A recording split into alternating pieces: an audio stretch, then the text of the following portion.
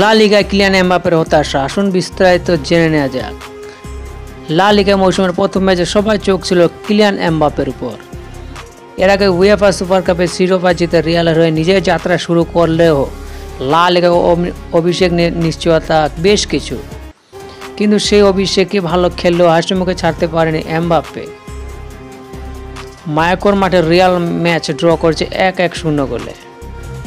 ম্যাচে একাধিক গোলের কাছাকাছি গিয়েও কোনো ফিনিশিং ব্যর্থতায়, আবার কখনো প্রতিপক্ষের গোলরক্ষকের দৃঢ় গোল পাওয়া হয়নি এমবাপ্পে। শেষ পর্যন্ত ম্যাচটা রিয়াল আর জিততে পারেনি।